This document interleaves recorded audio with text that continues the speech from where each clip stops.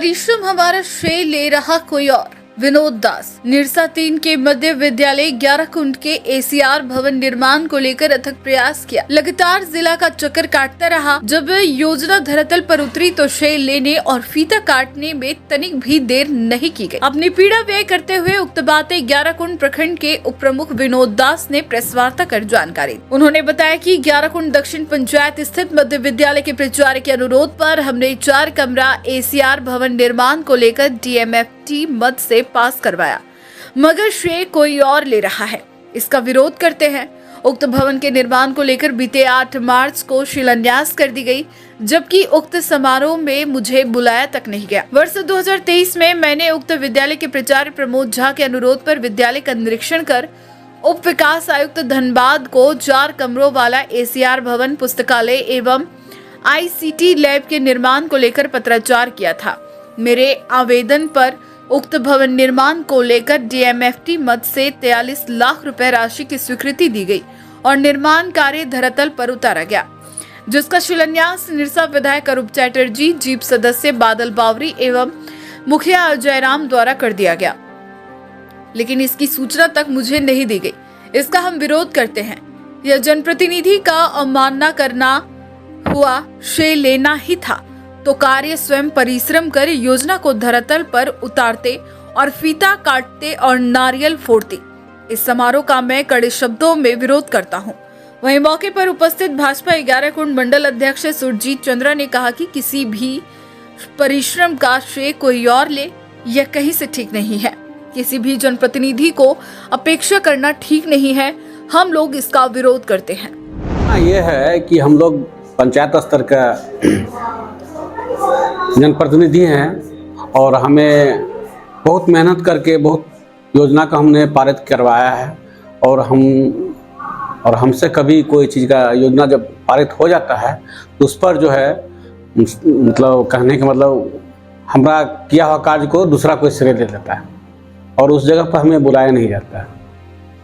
उदाहरण के लिए हमने DMFT फंड का 3 योजना पास करवाए हैं।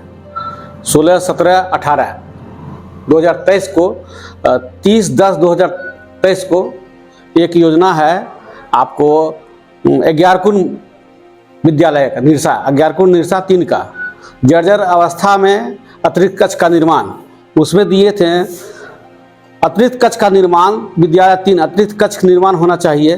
पहला था पुस्तकालय, प्रयोगशाला, ICT लैब और भंडार सभाघर कक्ष का। ये जो योजना पास हो गया है विगत 2 दिन पहले यानी महिला दिवस के दिन में हमें ना बुला करके हमने इस योजना को पास करने में 2 साल अथक प्रयास किया।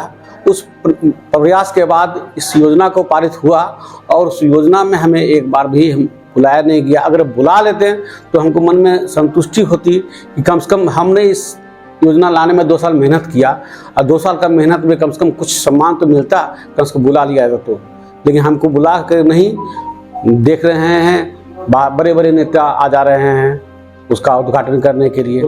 इनका जो बात हम लोग सुने और जो पत्रांग देखें और जो कागज़ हम लोग देखें जो इन्होंने पास करवाया 2023 में लिखित था इनका, और जो पास होके आया है उसमें भी इनका नाम है और इनका बात से इनका दुख, इनका दर्द छलक रहा था।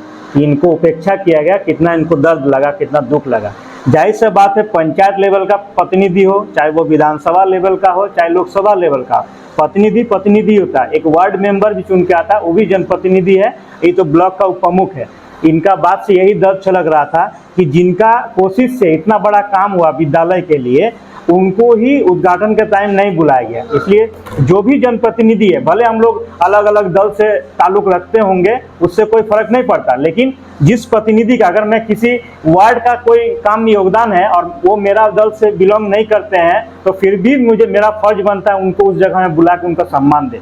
अगर प्रतिनिधि दूसरा प्रतिनिधि के साथ अपमान करने का या उपेक्षा करने का काम करेंगे, ये राजनीति के दृष्टिकोण में बहुत गलत मैसेज जाएगा समाज में कि एक प्रतिनिधि दूसरा प्रतिनिधि का उपेक्षा कर रहे हैं, इसलिए एक दूसरा को हीनता दिखाना या अपमान करना ऐसा बोध होगा। ये वाला कल्चर हम लोग मंच में जो बोले अलग बात है, अपना राजनीतिक सिद्धांत अलग होता है, सबका राजनीतिक विचार अलग होता है, मंच में जो बोल रहे अलग बात है, लेकिन जब धरातल में कोई प्रतिनिधि जनता के लिए काम कर रहा है तो उसका नाम होना चाहिए और जनता के समक्ष उसका नाम आना चाहिए। और जब ऐसा शिलान्यास हो या फिर उद्घाटन हो तो जिनका योगदान सबसे ज्यादा हो, चाहे वो जनप्रतिनिधि हो या ना हो, एक ग्रामीण भी हो, फिर भी उसको वहाँ बुलाना चाहिए। इनका उपेक्षा नहीं होना चाहिए। ये एक अच्छा मैसेज नहीं जा रहा समाज के लिए। धन्यवाद। न्यूज ANP के लिए निरसा से संतोष की रिपोर्ट।